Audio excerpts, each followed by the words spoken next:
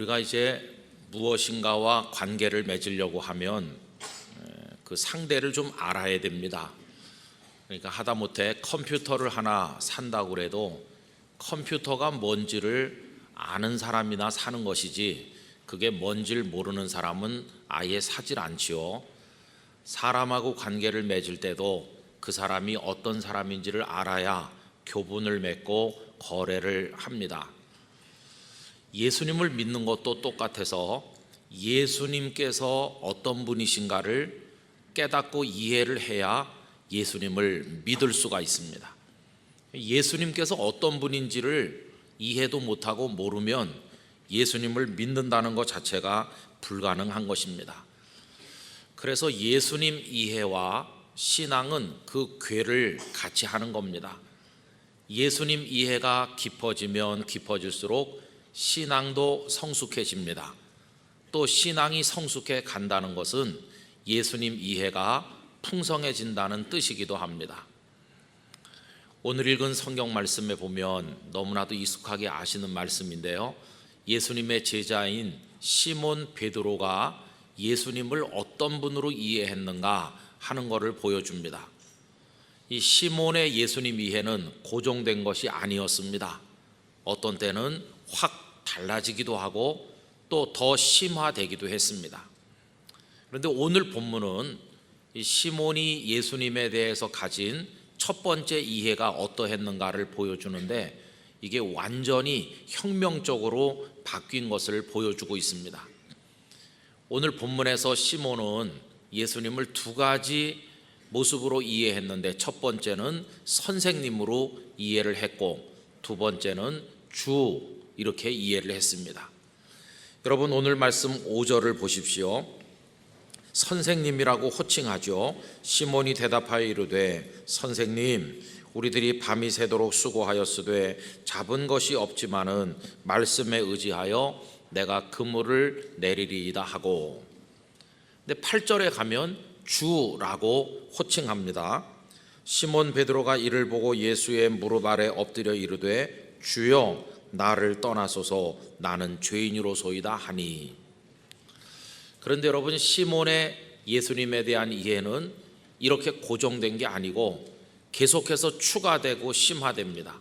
그 대표적인 것이 마태복음 16장 16절에 나오는 고백인데 다들 잘 아시지 않습니까? 우리 함께 해보도록 합시다. 주는 그리스도시요 살아계신 하나님의 아들이시니이다 하니 아멘. 주라고 하는 고백에다가 그리스도라는 고백이 더해지고 살아계신 하나님의 아들이라는 고백을 덧붙인 걸 볼 수 있습니다. 그뿐이 아니죠. 요한복음 6장 68절에 보면 예수님을 영생의 말씀을 주시는 거룩하신 자로도 고백을 하고 있습니다. 시몬 베드로가 대답하되 주여 영생의 말씀이 주께 있사오니 우리가 누구에게로 가오리이까? 우리가 주는 하나님의 거룩하신 자인 줄 믿고 알았사옵나이다. 아무리 오랫동안 연애를 하고 사랑을 해서 결혼을 해도 상대방의 100%를 다 알 수는 없는 일입니다. 함께 의지하여 살아가다 보면 몰랐던 뒷면도 조금씩 알아가게 되는 것처럼 여러분 우리가 예수님을 믿고 평생을 살아감에 따라서 예수님의 몰랐던 부분을 영락교회 성도들께서 더 많이 알아가시게 되기를 바라고 주님을 더 풍성하게 체험하시게 되기를 기원합니다. 아, 예수님이 이런 분이셨어. 주님을 조금씩 알아가는 것이 얼마나 큰 기쁨이 되는지 말로 다 할 수가 없는 것이죠. 자, 오늘은 이런 여러 베드로의 예수님에 대한 이해 가운데서 본문에 나와 있는 두 가지를 중심으로 은혜를 나누고자 합니다.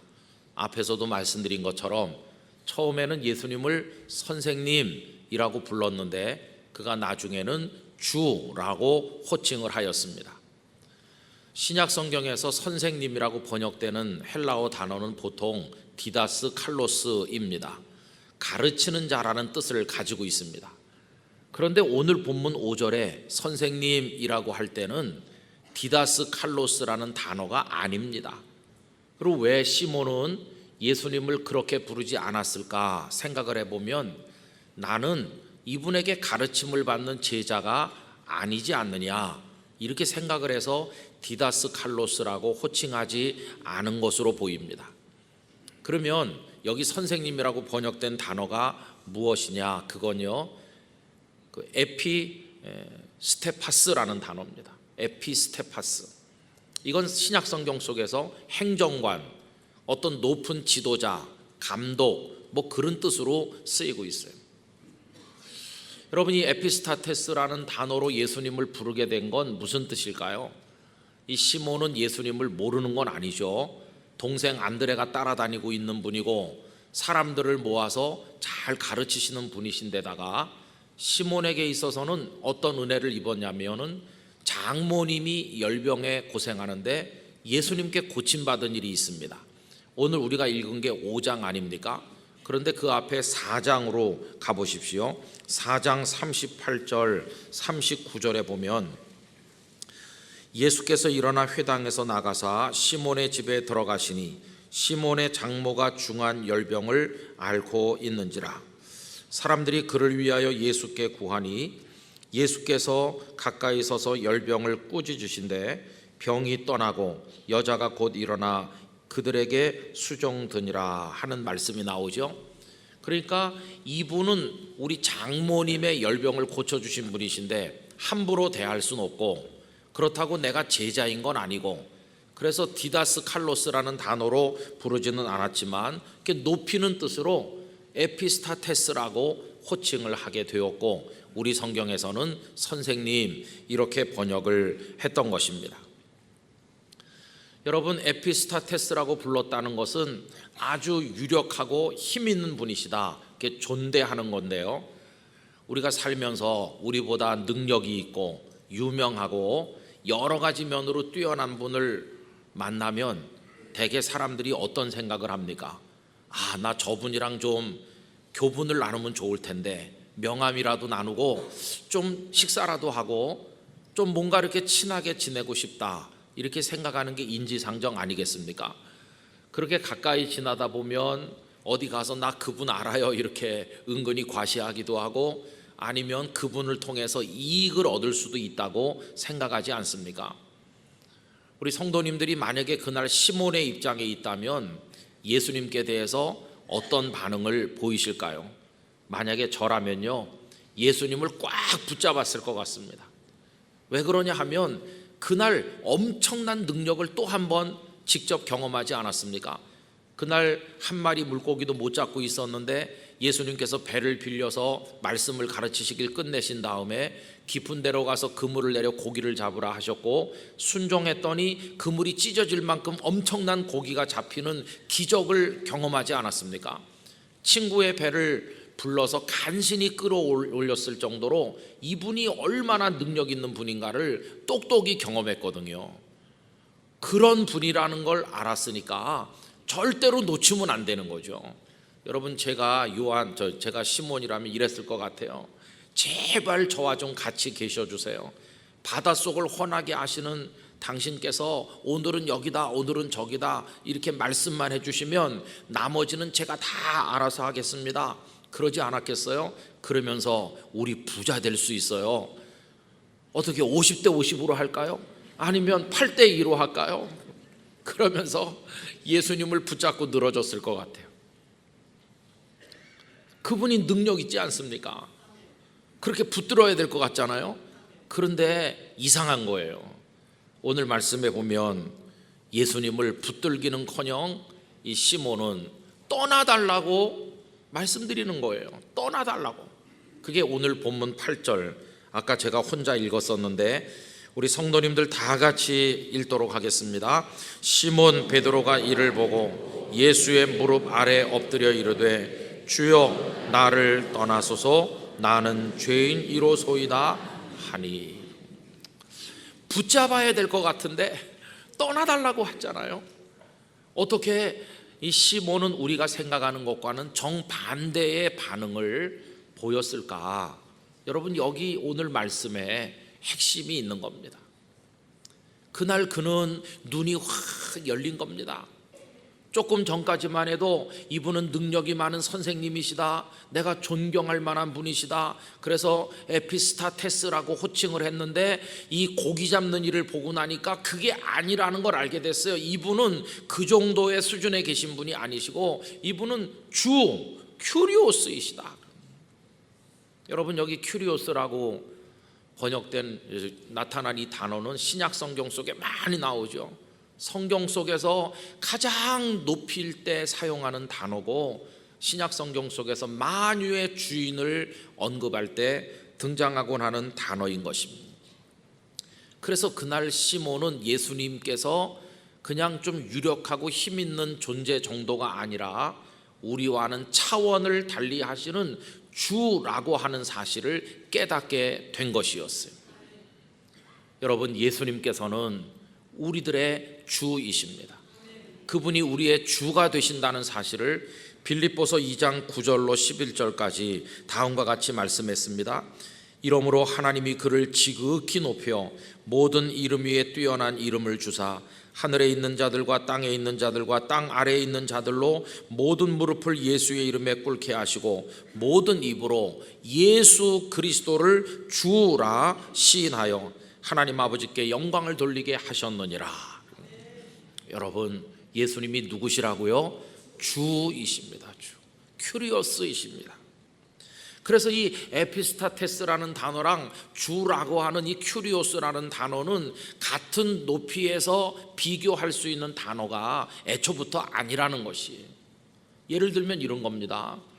여러분, 지구상에 살고 있는 곤충이 종류가 얼마나 많은지 아세요? 뭐 아무도 모르겠죠. 근데 어떤 사전 같은 데 보니까요 100만 종 정도 된다고 그래요. 100만 마리도 아니고 100만 종류 자체가 그렇게 많아요. 근데 뭐 누가 세보지 않았으니까 모르겠죠. 100만 한 종일 수도 있고 뭐 하여튼 100만 종 된다 그래요. 많다 그런 뜻이죠. 그럼 그 중에서 제일 센 게 뭔지 아십니까? 곤충 그러면 우리 요만한 뭐 개미부터 생각을 하는데 제법 센 것도 있을 거 아니겠어요. 그런데 사마귀가 그래도 센 편이라고 합니다. 사마귀 중에 어떤 거는 15cm 정도 되는 것도 있다고 합니다. 그런데 여러분, 그거보다 훨씬 강한 녀석이 있는데 전 처음 봤어요. 힘센 걸 얘기해가지고 헤라클레스 장수풍뎅이라는 게 있대요. 헤라클레스 장수풍뎅이는 딱딱한 껍데기가 쌓여 있어서 적의 공격을 막을 수 있을 뿐만 아니라 이빨이 세가지고 다 뜯어먹는데 한 20cm 정도까지 자라는 게 있다. 벌레, 곤충이라고 하긴 굉장히 큰 거 아니에요. 20cm면 이만하잖아요. 그럼 여러분, 100만 종의 곤충들을 다 비교해가지고 제일 센 곤충을 정했다고 칩시다. 이게 곤충들의 왕이야, 세다 이렇게 하면 그럼 그 녀석을 우리 사람하고 누가 더 센지 비교할 수 있나요? 그거는 비교가 안 되는 겁니다. 그럼 곤충들끼리 하는 거지. 사람하고 곤충하고 비교해보자. 그건 애초부터 비교 자체가 안 되는 거잖아요. 여러분이 에피스타테스라는 말은요 사람들끼리 비교했을 때 나오는 겁니다. 연약한 사람이 있으면 강한 사람이 있고 좀 신분이 낮은 사람이 있으면 신분이 높은 사람이 있고 뭐 이래가지고 좀 괜찮은 사람을 높여서 그렇게 부르는 것뿐이지 그건 사람들끼리 비교하는 거죠. 그런데 큐리오스라고 주라고 부를 때 그분은 사람하고 비교할 분이 아니라니까. 애초부터 그분은 차원이 다릅니다. 어떻게 다릅니까? 우리는 사람이지만 그분은 신이십니다. 우리는 피조물이지만 그분은 창조주이십니다. 우리는 무능하고 연약하지만 그분은 절대적이고 완전하시고 거룩하신 분이십니다.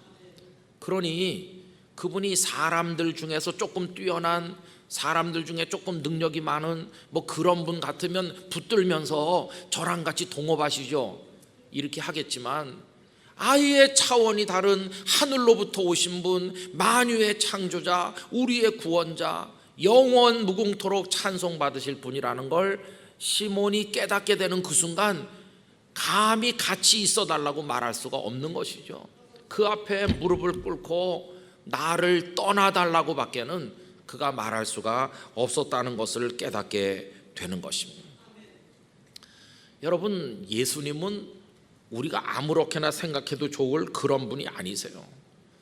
그런데 우리 많은 사람들이 예수님을 그저 나보다 조금 더 많이 알고 조금 더 능력 많은 분 정도로 생각하는 아주 심각한 실수를 저지를 때가 많이 있다는 것입니다. 여러분, 우리는 감히 그분 앞에 설 수조차 없는 존재라는 사실을 절대로 잊어서는 안 되는 것입니다. 그런데 여러분, 한국교회 안에 어떤 이들은요, 예수님을 자기 손안에 있는 것 같이 말해요. 그냥 예수 막 이래요. 그러면서 자기 마음대로 조정할 수 있는 것처럼 얼마나 주님을 만홀히 여기는지 몰라요. 이거 정말 두려운 죄를 짓고 있는 것입니다. 그래서 이러는 거예요. 예수님, 나 당신 알아요. 대단한 분인 줄도 알죠. 저랑 같이 동업합시다. 저와 같이 계셔주시면 제가 좀 영광을 올려드릴게요. 어때요? 이렇게 팔짱 끼고 거만하게 말하는 사람 많이 있어요.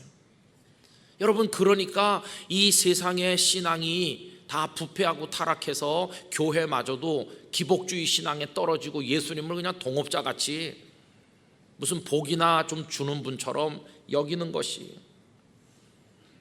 한국교회 신앙이 거기서부터 잘못되고 있다는 걸 깨닫게 돼요. 올바른 신앙은 예수님께서 어떤 분이신가를 제대로 깨닫는 데서부터 시작된다고 믿습니다. 여러분, 삼위일체 하나님 그분 자체가 얼마나 위대하신 분인지 우리는 상상도 못할 존재라는 걸 알아야 돼요. 우리가 감히 그분을 부를 수 없습니다. 그분을 우리 앞에 모시고 설 수도 없어요. 우리가 예배하는 것 자체도 이게 너무나도 놀라운 것입니다. 종교개혁자인 루터는 하나님을 하나님 되시게 하라 이렇게 역설했는데, 그 당시 교황이 하나님 자리에 앉아 있어요. 하나님을 손안에 있는 것처럼 주물러요. 감히 있을 수 없는 하나님을 향한 신성 모독이 얼마나 많은지 말할 수가 없었던 것입니다.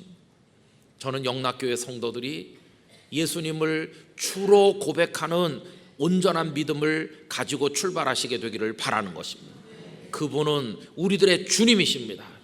상상도 못할 그런 분이라는 걸 깨달아야 돼요. 근데 이걸 깨닫는 것은 저절로 되는 게 아니라 성령님께서 깨닫도록 하시는 것입니다. 그래서 고린도전서 12장 3절 유명한 말씀이죠. 그러므로 내가 너희에게 알리노니 하나님의 영으로 말하는 자는 누구든지 예수를 저주할 자라 하지 않고 또 성령으로 아니하고는 누구든지 예수를 주시라 할 수 없느니라. 여러분, 여쭤보겠습니다. 예수님을 정말 우리 성도님들의 주로 믿으십니까? 정말로 그렇게 고백하십니까? 여러분, 그건 성령께서 우리 속에 가르쳐 주시고 깨닫게 하신 증거인 것입니다. 얼마나 감사하고 찬송을 올려야 될 사실인지 알 수 없어요. 그러면 보세요. 그분이 그런 주라고 하는 걸 내가 알았다면 내가 그분 앞에 가질 수 있는 태도는 뭡니까? 그거는 여기 시몬이 보인 바로 그겁니다. 그분 아래에 엎드리는 것밖에 없는 거예요. 우리는 그분 앞에 엎드려야 될 존재예요. 그게 우리 기본 자세입니다. 엎드리는 것마저도 너무나 죄송한 것이죠. 근데 우린 너무나 뻣뻣해요. 너무나 교만해요. 그분을 입으로만 주라고 그러지 정말 그 주로 대접해드리지 않을 때가 너무나도 많아요. 저는 여러분들에게 간곡하게 말씀드립니다. 여러분, 우리 주 예수 그리스도 삼위일체 하나님을 최고로 높이시고 최고로 찬양하시기를 바랍니다. 언제나 그분 앞에 옷깃을 여미는 경건을 잃어버리시지 않게 되기를 바랍니다. 그분 앞에 경박한 모습을 가지지 말아야 되겠고, 진지한 모습으로 그분 앞에 나가서 엎드리는 모습으로 신앙생활 할 수 있기를 바라는 것입니다. 이게 안 되니까 우리 한국교회는 신앙이 너무 무질서해졌다 이렇게 생각하는 것이죠. 여러분, 이제 그분이 그런 주이시라는 걸 깨달음과 동시에 어떤 일이 일어나는가, 동시적으로 일어나는 게 하나 있는데요. 그건요, 내가 그분 앞에 얼마나 더러운 죄인인가 하는 거를 동시적으로 깨닫게 돼 있어요. 그날 시몬은 그걸 깨달은 겁니다. 그래서 그분이 주님이신 걸 알게 됨과 동시에 자신이 죄인이라는 걸 깨달았을 때 떠나달라고, 도저히 같이 있을 수 없는 차원의 존재라는 걸 알았을 때 떠나달라고 말씀을 드린 겁니다. 여러분, 종교개혁자 칼빈은 그 기독교 강요 제1권 하나님을 아는 지식에 관해서 얘기하는데 1장에서 하나님 당신은 누구이시며 우리 인간은 누구입니까? 이렇게 묻거든요. 하나님을 아는 지식과 인간을 아는 지식이 별개의 것이 아니라 연결되어 있어요. 하나님을 모르면 인간이 누군지 알 수 없고, 왜? 그분으로부터 나왔으니까요. 또 인간의 처참한 한계를 모르면 하나님이 얼마나 놀라운 분인지를 잘 느끼질 못하거든요. 그래서 이 두 가지가 연결되어 있는 것이죠. 여러분, 정말로 예수께서 참된 주이심을 깨닫는다면 동시적으로 내가 죄인이라는 거 우리 모두가 깨달아야만 되는 것이에요. 이걸 동시적으로 깨달은 한 사람, 구약 성경의 이사야를 이야기할 수 있습니다. 어느 날 이사야 선지자가 우시야 왕이 죽던 해 영안이 열려서 하나님의 영광의 보좌를 보면서 하나님께서 얼마나 위대한 분이신가를 깨닫게 되는데, 그날 동시에 무엇을 깨달았습니까? 자기 자신이 입술이 부정한 사람들 속에 거하는 망해야 마땅할 죄인이라는 걸 깨달아요. 그 이야기가 이사야 6장 1절 이하에 다음과 같이 나옵니다. 우시야 왕이 죽던 해에 내가 본즉 주께서 높이 들린 보좌에 앉으셨는데 그의 옷자락은 성전에 가득하였고 스랍들이 모시고 섰는데 각기 6날개가 있어 그 둘로는 자기의 얼굴을 가리었고 그 둘로는 자기의 발을 가리었고 그 둘로는 날며 서로 불러 이르되 거룩하다 거룩하다 거룩하다 만군의 여호와여, 그의 영광이 온 땅에 충만하도다 하더라. 그분의 거룩하심과 위대하심을 깨닫게 된 거예요. 근데 동시에 자신의 추함을 알게 됐습니다. 5절, 그때 내가 마르되 화로다 나여 망하게 되었도다. 나는 입술이 부정한 사람이요 나는 입술이 부정한 백성 중에 거주하면서 만군의 여호와이신 왕을 배웠음이로다 하였더라. 동시에 깨달았어요. 시몬이 깨닫듯 이사야도 깨달은 것을 볼 수 있습니다. 여러분, 오늘 우리가 이처럼 와서 예배 드리는 거 특별한 은총을 입은 것입니다. 감히 그분 앞에 설 수조차 없는 우리를 특권으로 부르셨기 때문에 우리가 이 자리에 예배자가 된 걸 잊어서는 안 될 것입니다. 여러분, 여기서 하나님의 사랑이, 그 진한 사랑이 모습을 드러내고 복음의 위대함이 그 능력을 나타내는 겁니다. 왜 그럴까요? 도저히 함께 있을 수 없잖아요. 그 위대하신 분과 천한 죄인이. 그런데 떨어지는 게 아니라 오히려 사랑으로 확 잡아당기셔서 가장 거룩하신 그분이 가장 누추한 인간을 품에 안으시는 역설적 사랑이 이루어지고 있는 것이, 그날 예수님께서 시몬을 멀리 쫓아보내신 게 아니라 따라오라고 사람 낚는 어부 되게 하겠다고 부르시지 않습니까? 이게 얼마나 놀랍습니까? 10절 중간부터 보세요. 예수께서 시몬에게 이르시되 무서워하지 말라. 여러분, 무서워하는 게 마땅할까요? 어떨까요? 무서워하는 게 당연한 거예요. 그분 앞에서 우린 떨 수밖에 없는 존재거든요. 그런데 은혜로 사랑으로 무서워하지 말라 하시면서 부르셔서 이제 후로는 내가 사람을 취하리라 하시니 제자가 되게 하시고 떨어진 게 아니라 영원히 함께하는 존재로 품 안에 안아주신 것이에요. 이게 얼마나 놀랍습니까? 여러분, 부족한 종이 여기 서 있고 여러분들이 이 자리에 계셔서 우리 만군의 하나님 여호와를 찬송할 수 있게 된 거 바로 이 부르심의 은혜를 입었기 때문인 줄로 믿습니다. 얼마나 감사한지 말로 다 알 수가 없어요. 그리고 시몬은 어떤 반응을 보였습니까? 그렇게 부르시는 그분을 거절할 수가 없는 거예요. 여러분, 11절 말씀해 보세요. 그들이 배들을 육지에 대고 모든 것을 버려두고 예수를 따르니라. 왜 거절할 수 없었나? 첫째는요, 나 같은 죄인을 물리치지 않고 부르시는 그 은혜, 거기 감격했기 때문에 거절할 수 없었고, 두 번째로는 누구의 명령인데 거절합니까? 주, 그분의 명령인데 그분 앞에 우리가 가질 수 있는 태도는 순종밖에 없거든요. 그래서 그분이 그렇게 부르시기 때문에 거절할 수 없고 거역할 수 없어서 따라 나서게 된 것입니다. 여러분, 정말 예수님을 주로 믿고 주로 고백하신다면 그분의 모든 말씀에 순종하시게 되기를 바랍니다. 순종하지 않는다면 주라고 100번을 불러도 그건 거짓 고백에 불과하게 되는 것입니다. 이렇게 망해야 마땅할 죄인인데도 오히려 은혜를 입어서 주님의 사람이 되는 특별한 이 사건이 아까 말씀드린 이사야에게도 나타났어요. 그래서 이사야가 화로다 나여 망하게 되었도다 이렇게 했는데 하나님께서는 오히려 그의 입술의 죄를 제거해 주시는 것입니다. 이사야 6장 6절 7절 그때 그 스랍 중에 하나가 부젓가락으로 제단에서 집은 바 핀수출 손에 가지고 내게로 날아와서 그것을 내 입술에 대며 이르되 보라 이것이 내 입에 닿았으니 내 악이 제하여 졌고 내 죄가 사하여 졌느니라 하더라. 할렐루야.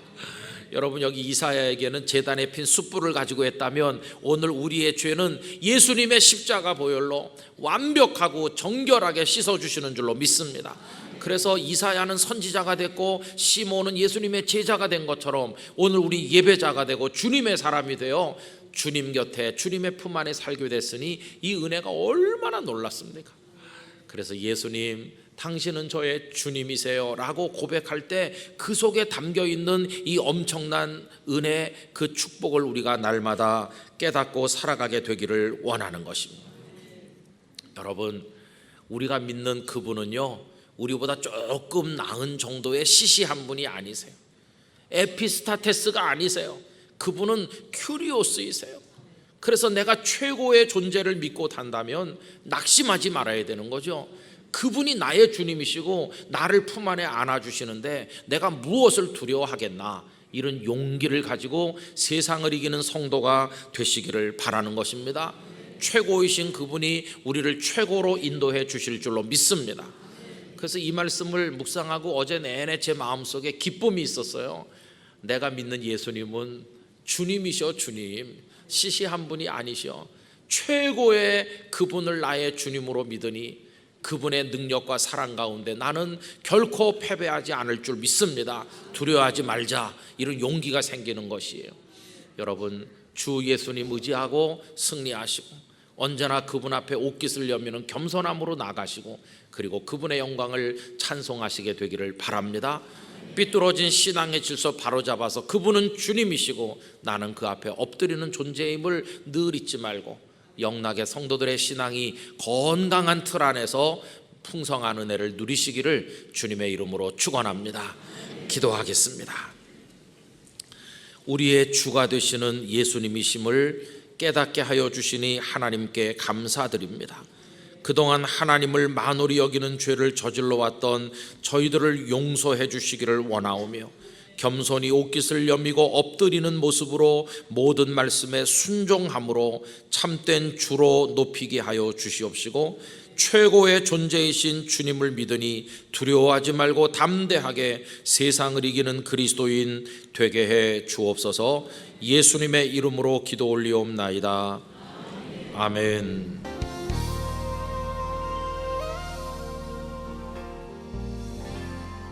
우리는 세상을 살면서 질문을 많이 합니다. 또 학생들에게는 공부를 잘하는 비결이 질문 많이 하는 거다, 이렇게 장려하기도 합니다.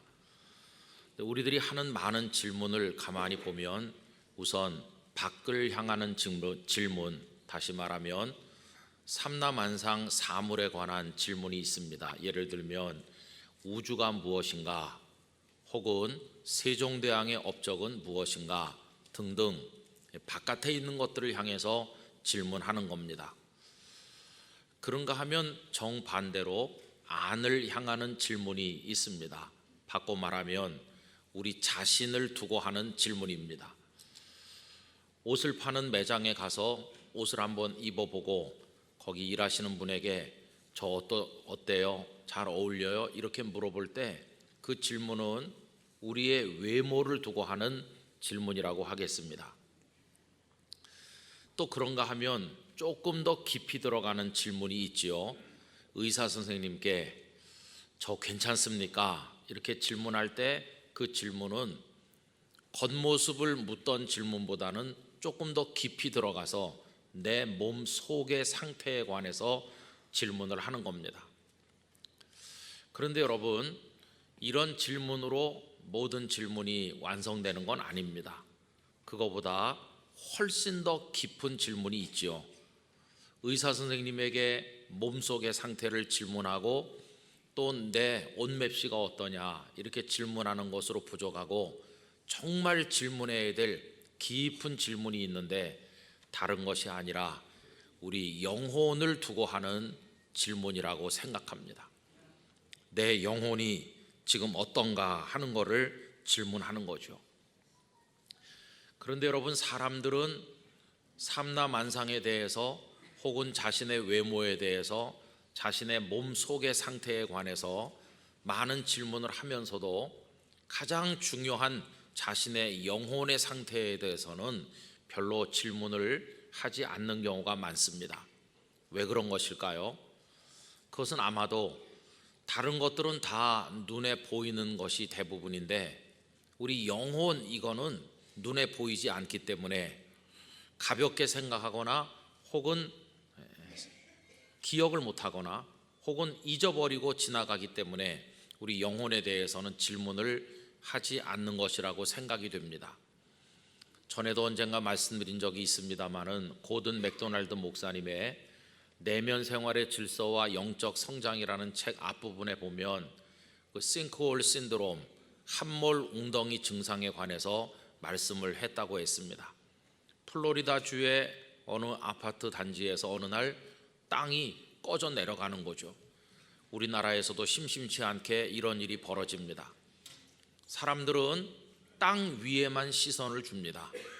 땅 속에 어떤 일이 벌어지는지 여러 가지 이유들로 인해서 땅 속이 허공으로 비어가고 있다는 것을 알지 못하고 그 위에다가 더 높은 건물을 지어 올리다 보니까 어느 날 무게를 이기지 못하고 꺼져 내려가게 된다는 것입니다.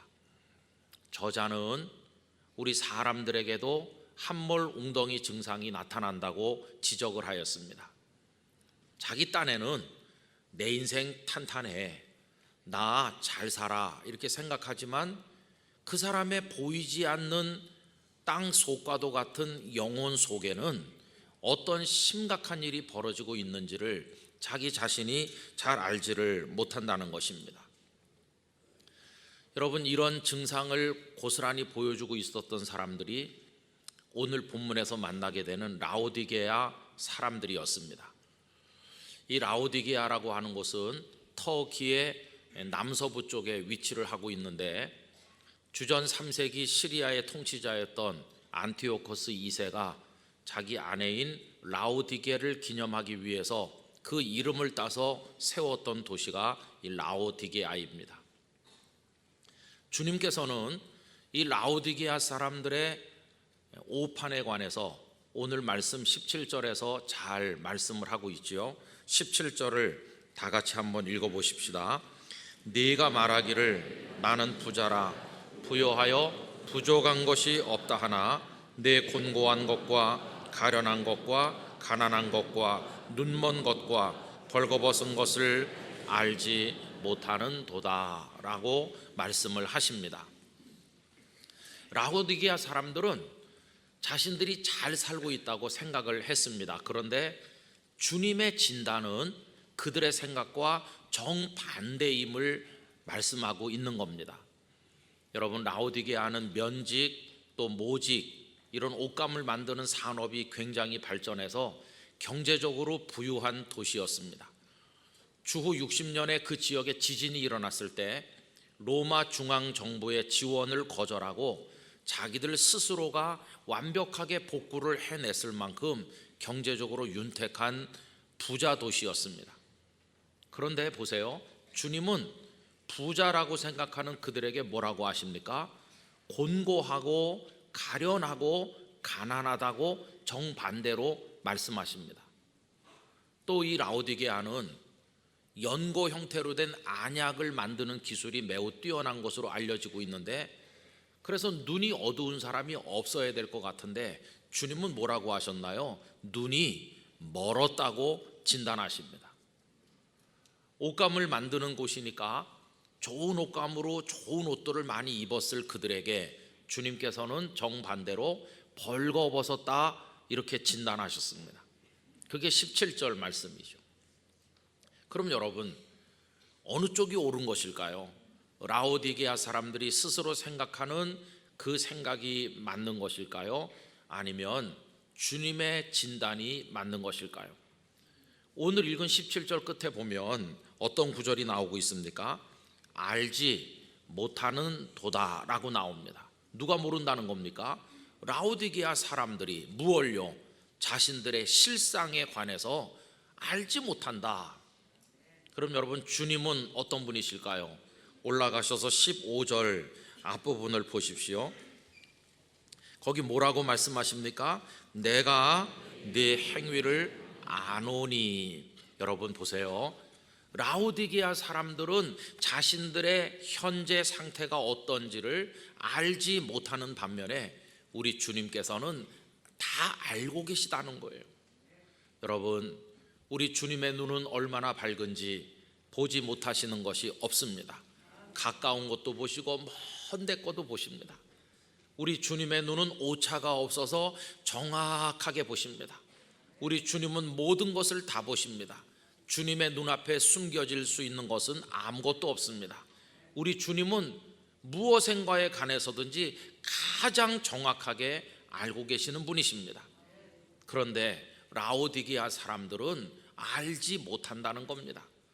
결국 오늘 본문 말씀은 자신들의 실상을 모르고 있는 라오디게아 사람들을 향해서 그들의 실상을 누구보다도 정확히 아시는 주님께서 보내신 메시지라고 할 수가 있겠습니다. 여러분, 그러면 우리 주님은 그들에게 뭐라고 말씀을 더 하고 계시는지 우리 15절과 16절을 읽어보도록 하겠습니다. 내가 네 행위를 아노니 내가 차지도 아니하고 뜨겁지도 아니하도다. 내가 차든지 뜨겁든지 하기를 원하노라. 내가 이같이 미지근하여 뜨겁지도 아니하고 차지도 아니하니 내 입에서 너를 토하여 버리리라. 아멘. 이렇게 되어 있죠. 너무나 익숙하게 아시는 말씀이죠. 미지근해서 토해낸다. 여러분, 여기에는 배경이 있습니다. 이 라오디게아로부터 북쪽으로 10km 정도 떨어진 곳에 히에라볼리라고 하는 곳이 있는데요, 여기가 세계적으로 유명한 온천이 있는 곳입니다. 지금도 관광객들이 많이 가는 곳이죠. 지금은 히에라볼리라고 부르지 아니하고 빠무깔레라고 많이 알려져 있습니다. 아마 사진 같은 데서 많이들 보셨을 겁니다. 그런데 이 라오디게아가 얼마나 경제적으로 그때 윤택했는지 자기들도 온천에 몸을 담그길 원하는 마음으로 이 히에라볼리에서 라오디게아까지 수로를 건설을 해서 그 펄펄 끓는 물을 라오디게아까지 흘러내려오게 만들었어요. 그런데 한 10km 떨어져 있으니까 아무리 뜨거운 물이 솟아나도 그게 라오디게아에 도착할 때쯤 되면 어떻게 변할까요? 미지근해지는 거예요. 그리고 그걸 갖다가 마시면 유황 냄새가 너무 많이 나기 때문에 토해낼 수밖에 없었다는 것입니다. 그 주님은 그들이 알고 있는 그 사실을 빗대어 가지고 너희들의 상태가 미지근하여 토해낼 수밖에 없는 바로 그 상태라고 말씀을 하고 있는 것입니다. 그러면서 이제 17절로 넘어가서 아까 읽어본 것처럼 부자라고 자부하지만 가련하고 곤고하고 가난하다. 그리고 안약을 잘 만드는 도시지만 눈이 멀었다. 잘 입은 줄로 착각하지만 벌거벗고 있지 않느냐. 너희들이 그걸 모른다고 말씀을 하시는 겁니다. 여러분, 그래서 오늘 읽은 이 말씀은요, 잘 모르는 그들에게 잘 아시는 주님께서 보내신 말씀이라고 할 수가 있는 것이죠. 자기들은 탄탄한 대지 위에 서 있다고 생각하는데 그 속에 구멍이 생겨가지고 함몰 웅덩이 증상이 나타나 꺼져 내려가기 직전임을 그들이 깨닫지 못하고 있었다고 하는 것입니다. 자, 그럼 이제 여기서 그들의 이야기만 해서는 안 되겠죠. 우리 자신은 지금 어떤 상태에 있는 것일까요? 거울 앞에 비친 나, 그게 정확한 나의 모습일까요? 아니면 사람들 눈에 비치는 나의 모습이 정확한 것일까요? 내가 생각하는 나의 모습이 맞는 것일까요? 여러분, 아닙니다. 주님이 보시는 나의 모습이 그게 가장 정확한 것입니다. 라오디게아 사람들의 모습을 가장 정확히 알고 계신 분이 주님이셨다면 그 주님께서는 이 자리에 있는 우리 각자에 대해서도 누구보다도 가장 정확하게 알고 계시는 줄로 믿습니다. 그렇다고 한다면 잘 모르는 우리에게 우리 자신을 잘 알고 계시는 주님은 뭐라고 말씀을 하시고 계시는지 그걸 우리가 깨달아야 되지 않겠습니까? 여러분, 지금 우리는 어떤 상태에 있는 것일까요? 저는 그 연극을 본 적이 없고 이제 책에서 읽기만 한 건데 단지 15분뿐이라는 연극이 있었다고 합니다. 줄거리는 다음과 같다고 합니다. 너무나 출중한 총명한 젊은이가 있어서 20대에 학위 과정을 다 끝내고 박사학위 받을 날만 기다리는 젊은이가 있었는데 어느 날 몸이 아파서 병원에 갔더니 의사 선생님께서 딱 15분 남았다고 하더라는 것입니다. 남은 생명이 연극이니까 여러분 이해를 하시고 들으세요.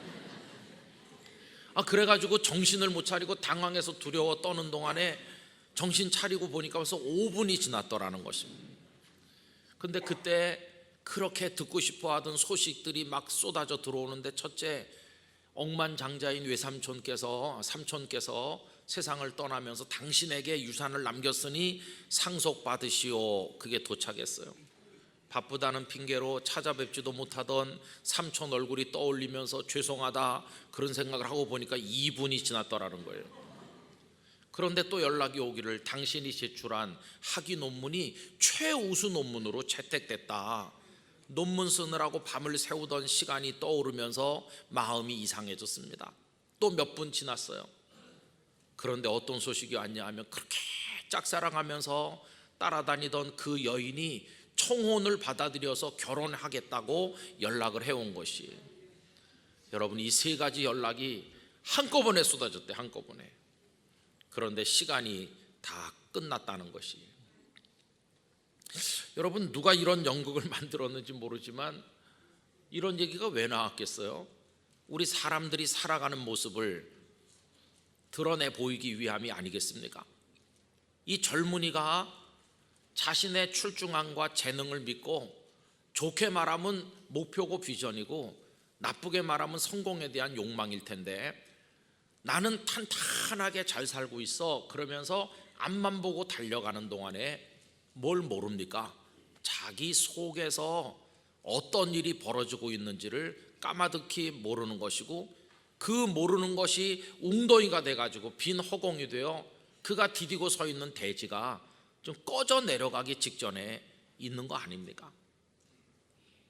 여러분, 오늘 예배드리러 나와 있는 우리는 주님이 보실 때 어떤 모습을 가지고 있는 것일까요?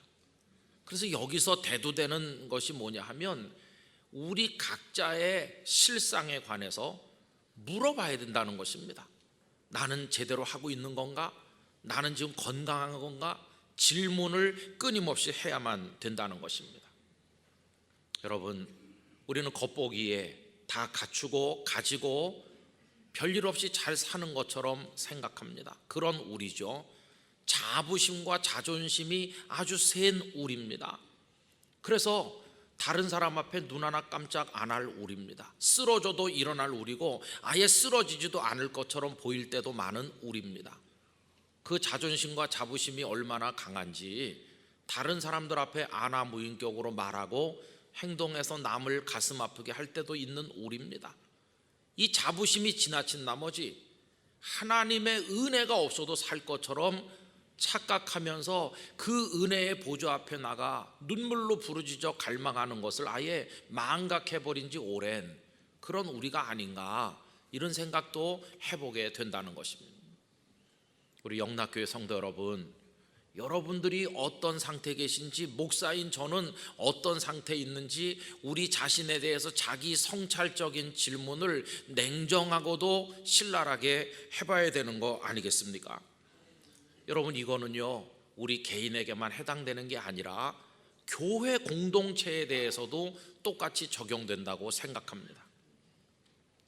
우리 영락교회는 어떤 교회인가, 이런 생각을 해야 되는 것이죠. 교회 다니는 분들끼리 만나면 이렇게 말합니다. 아유, 좋으시겠어요. 요새 그 교회 소문이 잘 나던데 교인들이 많이 늘어났다면서요. 예배당 지을 땅도 뭐 새로 사셨다면서요. 얼마나 좋으세요. 우리 교회는 밤낮 싸우는지 모르겠어요. 부럽습니다. 이런 얘기들을 합니다. 그러면 그렇게 칭찬받는 그 교회가 과연 주님께서도 칭찬하는 교회일까요? 그거는 다시 좀 생각해 봐야 되는 거 아니겠어요? 어떤 목사님께서 목회를 잘 하시다 어느 날 그 교회를 떠나겠다는 폭탄 선언을 하시면서 설교한 마지막 설교를 들은 적이 있습니다. 그 설교의 요지는 이렇습니다. 다들 우리 교회가 훌륭하다고 합니다. 우리 자신도 우리 교회가 대단한 교회라고 자부심이 강합니다. 그런데 나는 우리 교회가 병든 교회라고 생각합니다. 수천 명 사람들이 있지만 기도회에 겨우 수십 명밖에 안 오는 교회가 어떻게 건강한 교회이겠습니까? 사람들은 저 목사만 우리 교회에 있으면 걱정 없어 이렇게 말하고 있는데 저는 깨달았습니다. 제가 이 교회를 떠나야 성도들이 하나님의 보좌 앞에 나가 눈물로 기도하게 될 것이라는 걸 알았기 때문에 오늘로 이 교회를 떠나고자 합니다. 이렇게 설교한 것을 들은 적이 있습니다. 교인들이 생각하는 그 교회에 대한 진단과 목회자가 생각하는 진단이 정반대죠. 그 출석하는 분들은 우리 교회는 훌륭해 이렇게 진단하는 반면 목사님께서는 병들었어 라고 진단을 하셨다는 것입니다. 여러분, 영락교회는 어떤 교회일까요? 어떤 목사님께서 이런 글을 쓴 걸 봤어요. 요즘의 교회들에 대해서 탄식하는 마음으로 쓰신 글이라고 생각이 되는데요. 목사는 너무 바쁘고 성도들은 성도들대로 모임이며 회의가 너무 많아 정작 전도할 시간은 없다고 한다. 새신자를 사랑하자고 말은 하지만 들어오는 새신자에게 별반 관심이 없다. 그리고 영적 전투에 무관심해서 기도하지도 않고 자신을 훈련하는 일에 관심을 기울이지 않는다.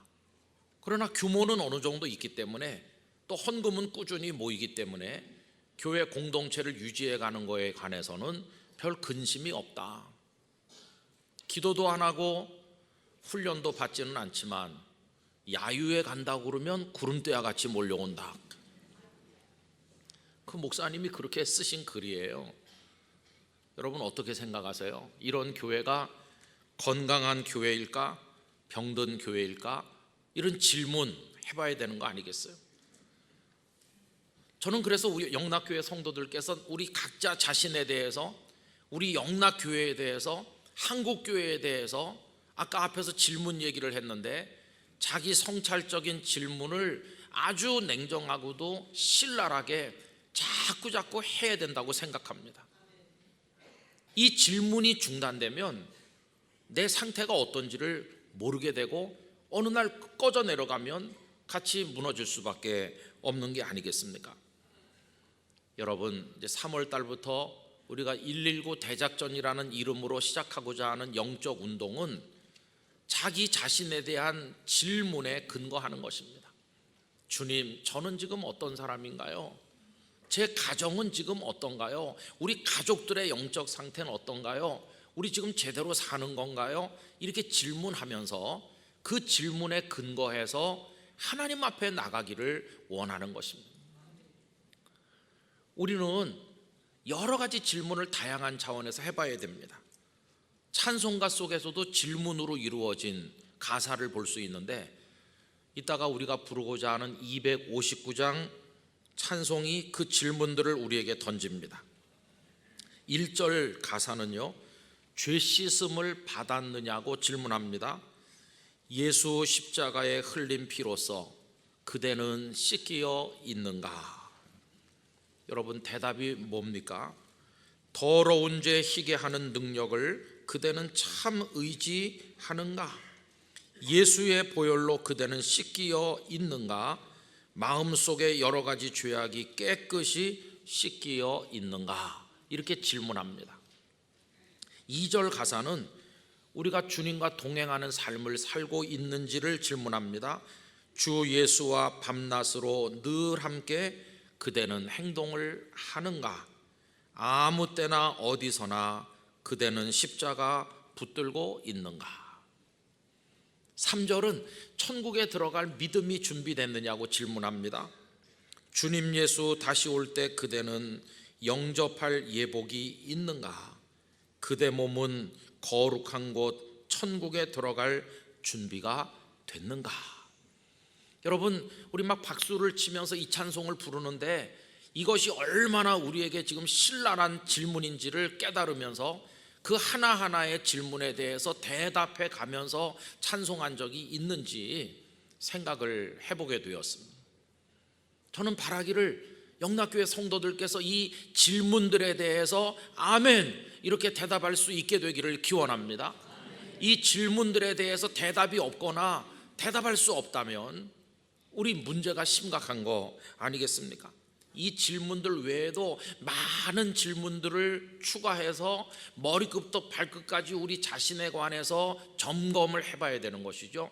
그러면 어디선가 문제가 발견될 것이고 그 문제가 해결해야 될 숙제임을 알게 될 것이고 그걸 결심을 하고 내가 이대로 있어서는 안 되겠어, 내 영혼과 내 삶이 변화되어야 되겠구나 결단을 하고 우리를 도우시는 성령님의 도우심을 구하는 마음으로 주님의 보좌 앞에 나가 부르짖어 기도해야만 되는 것입니다. 여러분, 그게 우리들에게 필요한 것이죠. 오늘 본문에서 주님은 라오디게아 사람들의 실상을 진단하신 다음에 처방도 내려주시는 것을 볼 수 있죠. 여러분, 주님께서 주시는 처방이 18절 말씀인데 우리 다 같이 읽겠습니다. 내가 너를 권하노니 내게서 불로 연단한 금을 사서 부요하게 하고 흰 옷을 사서 입어 벌거벗은 수치를 보이지 않게 하고 안약을 사서 눈에 발라 보게 하라. 아멘. 이게 주님의 처방이죠. 근데 여러분, 다시 한번 가만히 보세요. 지금 그들이 부자라고 자부하고 있는데 주님은 뭘 사라고 하세요? 연단한 금, 정금을 사라는 거예요. 여러분, 주님은 벌써 은행에 저축된 돈이나 서랍 속에 넣어있는 돈보다 금이 낫다는 걸 알고 계셨던 것 같아요. 요새 우리나라 사람들도 금을 많이 산다고 그러죠. 근데 여기 불로 연단한 금이 뭘 말하겠어요? 금 같은 믿음을 의미한다고 생각합니다. 그 다음에 지금 벌거벗었다고 진단하신 주님은 흰 옷을 사서 입으라고 그러는데 성도의 거룩한 행실을 흰 세마포로 비교하신 데가 있잖아요.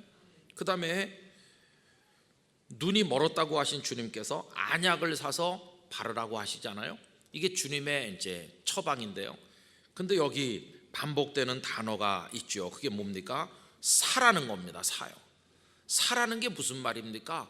우리 스스로 금을 만들 수 없고 흰 옷을 만들 수 없고 안약을 만들 수 없으니까 손을 내밀어서 사야 된다는 겁니다. 우리 스스로 우리를 구원할 수 없다는 것입니다. 우리가 우리를 스스로 개혁할 수 없다는 것입니다. 사야 되는 것이죠. 그런데 누구에게 사요? 분명히 말씀하셨죠. 내가 너희를 권하노니 내게서 사라 이렇게 말씀하시죠. 여러분, 우리 문제를 해결하실 분은 주님이십니다. 주님께 가서 사는 거예요. 주님께. 그러니까 우린 주님께 나가야 되는 것이죠. 근데 문제가 있잖아요. 뭐 있어야 살 거 아니겠어요? 대가를 지불해야 살 건데 빈털터리인 내가 뭘 어떻게 가서 사겠어요? 바로 여기 아무것도 가진 게 없는 우리가 사러 왔을 때 주님은 우리에게 거저 주신다는 거예요. 그게 은혜인 것입니다. 은혜.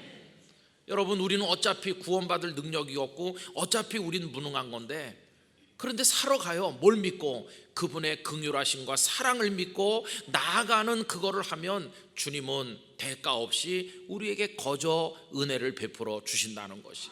우리가 해야 될 일은 뭡니까? 주님께로 나가는 거예요. 주님께로 나가는 거. 근데 그걸 하고 있지 않다면 주님의 마음이 답답한 것이죠. 나한테 나와야 되는데 안 나오면 답답하다 이렇게 하시는 거죠. 여러분, 아까 259장이 1, 2, 3절은 질문이고 4절은 처방인데 가사가 이렇게 되어 있습니다. 모든 죄에 더러워진 예복을 주 앞에 지금 다 벗어서, 여러분 깨끗하고 좋은 옷인 줄로 착각하고 입고 있는 우리 영혼의 옷을 성도들이 다 벗으시길 바라요.